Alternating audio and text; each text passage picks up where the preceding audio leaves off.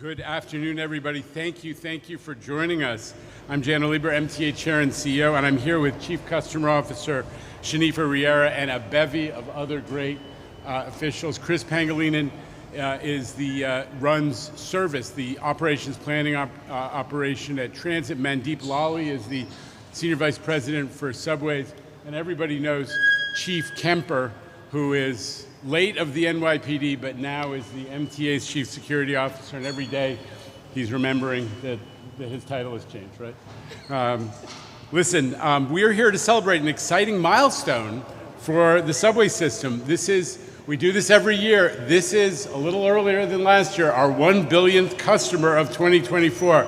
Listen, I gotta thank the Detroit Pistons for helping to put us over the top. They rode the train from, I think it was from Clark Street out to this station yesterday and helped us get to the Billion.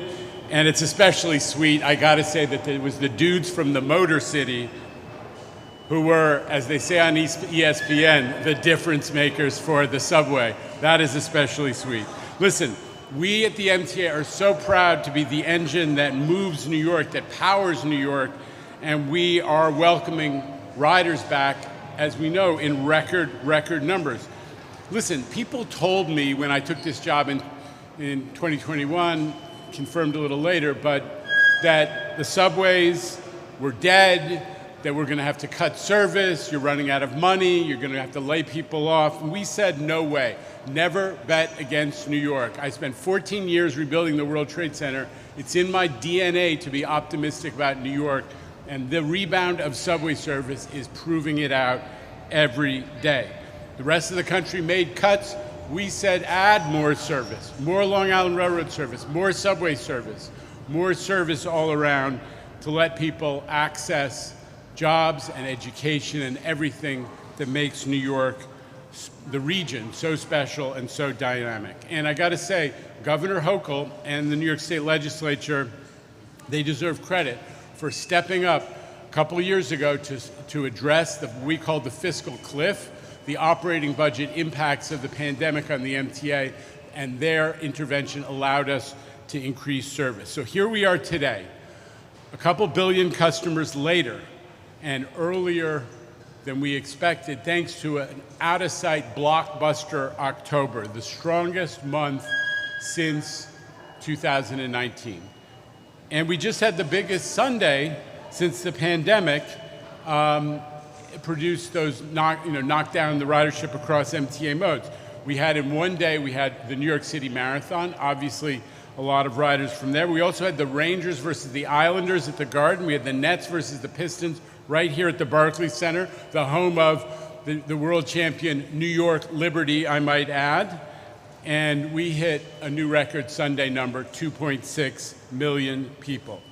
90%, that number is 90% of the pre-COVID marathon Sunday number. That is, 90% is a number that we're hitting from day to day on different modes quite frequently. Huge thank you to all New Yorkers and the tourists who are coming back in droves. You've all been riding with us this year, and you have gotten us to this billion number, but there's one rider who is the 1 billionth, and he is Michael Carrasquillo, a New Yorker, a Brooklynite. He's a Long Islander by birth, but a Brooklynite by choice, as they say, and we're thrilled that to have somebody who really represents for us what the city's all about, both the connection to the island in addition to being at the heart of the world's greatest mass transit system right here, because you live like a block away, right? So transit-oriented development, Michael Carrasquillo will tell you all about it. Shanifa's gonna give you a few tokens of our appreciation in a minute, but first we're gonna hear from the Chief Customer Officer of the MTA, the one and only Shanifa Riera. Thank you, Chair Lieber. As the chair mentioned, this is an exciting moment. People are coming back to mass transit, and everyone knows this is the best way around the city. And again, as he mentioned, even our friends from Detroit are made aware of that. It is great to see transit ridership rebound. you know, over the course of the last coming out of the pandemic, we have seen strong showing from those riders who are from the essential worker community. And those numbers are still going strong, and we're seeing an increased ridership from those communities where there is a large amount of riders working from home. Outside of rush hour, leisurely traffic is booming. Trips over the weekend and off hours are moving way up. And along with Omni usage across the system, that is also growing. Last week alone, we saw more than 60% of our customers tap and use Omni, and that is, compared to 44% of last year. Students are also loving the new Omni cards and all the benefits that they have unlocked. And last week also, we had 20,000 taps from students across the system. As Jano said, other modes are also, we're seeing record numbers. Last week, Long Island Railroad weekday average, just in October, we saw 262,000 customers, which is the largest since 2019. And that is, up 83% of pre-COVID. And the same could be said for our friends over at Metro North.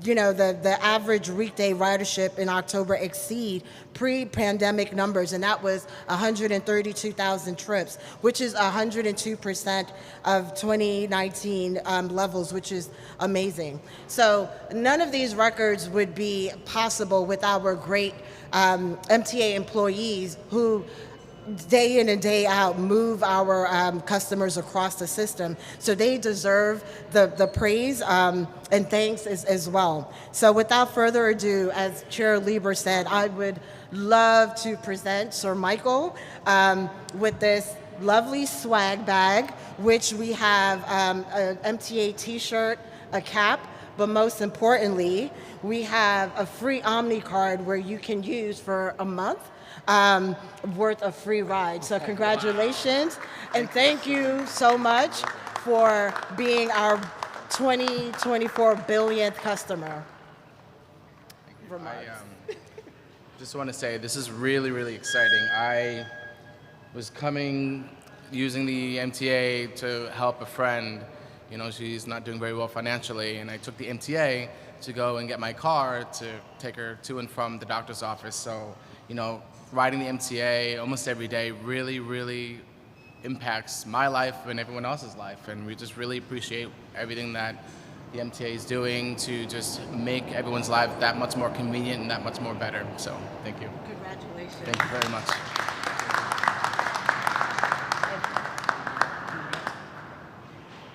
Let's start the questioning today with Darius Razius, maybe attending his first MTA news conference. I'm not sure about now. No way. Darius is He's the with first. us again. He's the first journalist to attend an MTA news conference in a tie, not named Nolan Hicks. Go ahead. Actually, I got it on topic and off topic. Let's go on topic, and then we'll swing back. On all topic. right? May I ask you, how did you find out you were the billionth rider, and what was your reaction when you got the call, or bells went off, or sirens went off? I don't know how you found out, but... Yeah, absolutely. I mean, thank you for the question. Great question. I was coming down the escalator. I saw the setup and all of that, and I was just on my way literally to pick up my car and help my friend, get to where she needs to go with the doctor. And I was stopped by these great MTA employees that, hey, you're the 1 billionth customer. And I was flabbergasted. I was humbled. And, whatever you need, I'm here, and here we are. Yeah. All right, let's stick on topic for the moment. Ben, you have an on topic? No. Steve Nesson, on topic?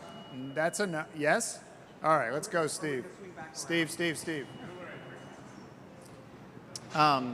You said you were going to visit a friend. Can you just tell me where you live, how frequently you take the subway? Sure, of course. I live at Brooklyn Crossing right over here, so a hop, skip, and a jump from the MTA system. And I was visiting my friend to pick her up from the doctor and take her home and all of that. I also drive, so I also use mass transit, so both, commuting techniques are really they work for me. And, it's important, because not everyone drives and not everyone, takes the mass transit. So to be able to be fortunate to have a car and then also, take mass transit, really, it speaks volume to the accessibility that's around. How do you feel about congestion pricing? And we move on. No, We move on. that's a great question. We move on. Okay, we'll move on then. Please. Go ahead. Okay. Please. Yeah, so I like it. I think it's going to be needed. How it's going to be implemented and how much it's going to cost really depends on many factors, and we just have to see. Yeah, great question though. Nolan, you have an on-topic question, Nolan? Yeah, I Nolan do. Hicks, New York Magazine, everybody. So how exactly do you determine who the billionth person is in a system where there's lots of people tapping and swiping in at any Nolan, given are you time? questioning our scientific method? I'm questioning why it's not Dave Cologne, to be quite honest.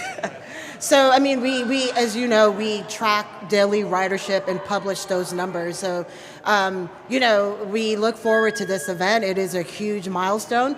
And we knew it was quickly approaching. So we had more of our data scientists paying more close attention. And we were all in the office and got the word that it was going to happen today.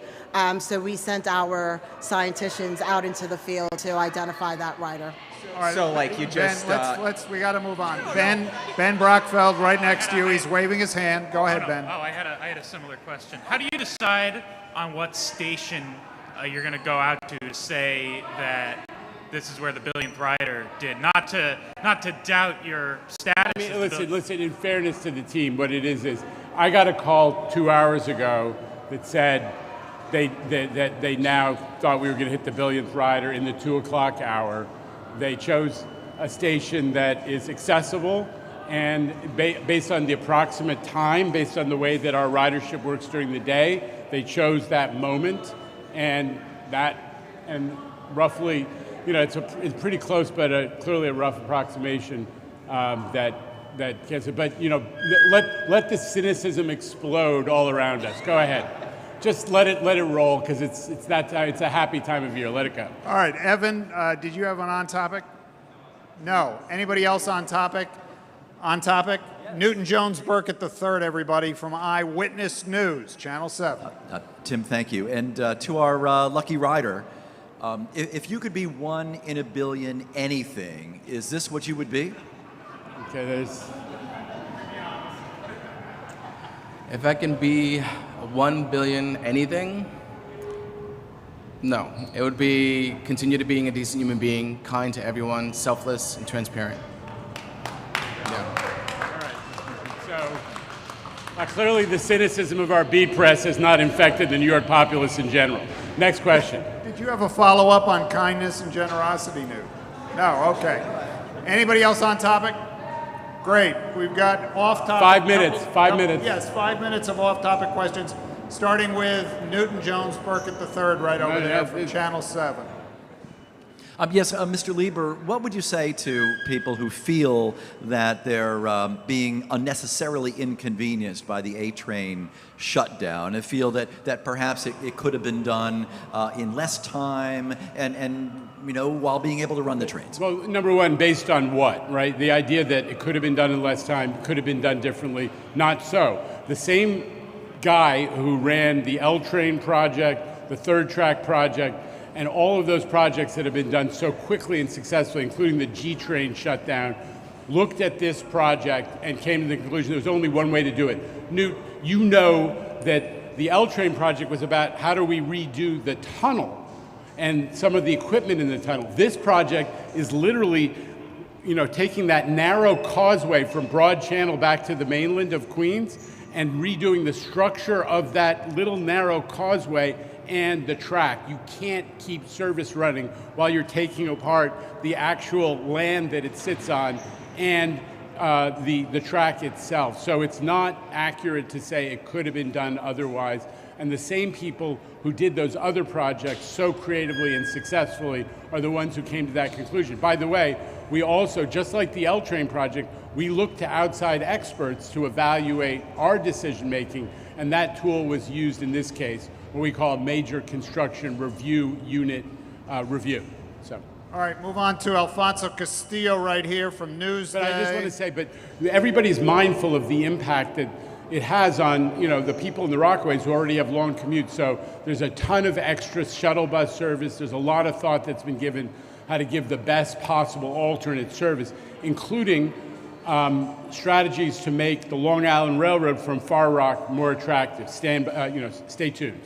All right, so Alfonso, did that answer your question? He name-checked the Long Island Railroad? No. Okay, I Alfonso. actually have a non-LIR question. I want to ask you about ghost plates, ghost vehicles. I understand there might have been another operation today, but I looked at some numbers for early in the year that show that despite all the MTA's efforts, that the numbers are not getting better. They are getting a little worse, particularly with obstructed and altered plates.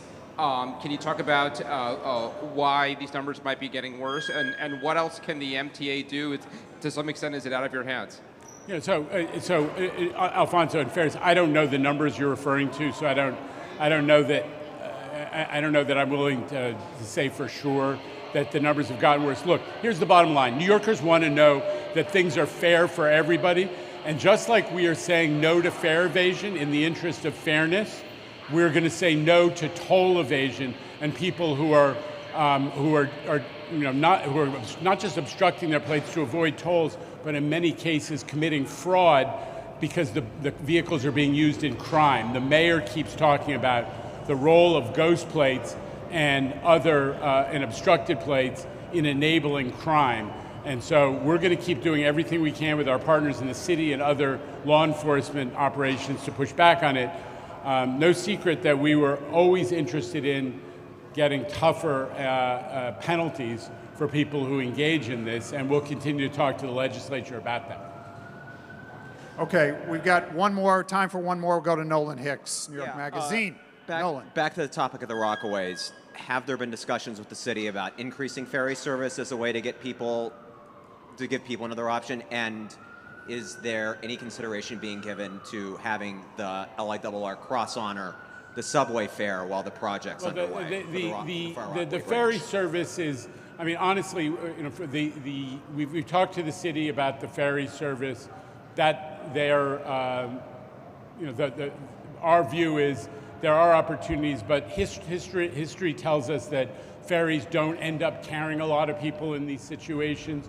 We are very interested in making the Long Island Railroad service more available, more affordable to people in the Rockaways.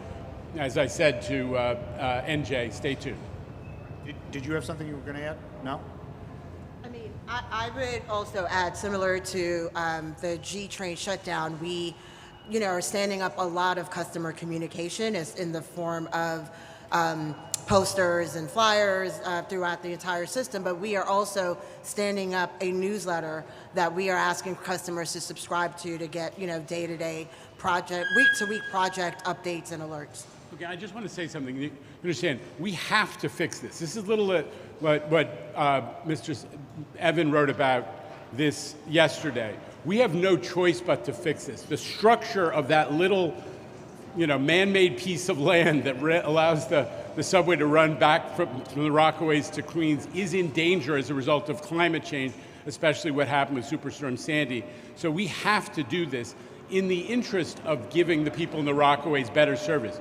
Proof of that is we continue to push for more investment and completion of the modern signaling that's needed on the A train, which serves a lot of working class New York communities. We've made it a priority, and we're going to keep pushing to get the money and get those projects going so people on the A train, when this is done, get a lot better service and more service. All right, thanks everybody. Thanks so much. Congratulations, the 1 billionth rider. Congratulations.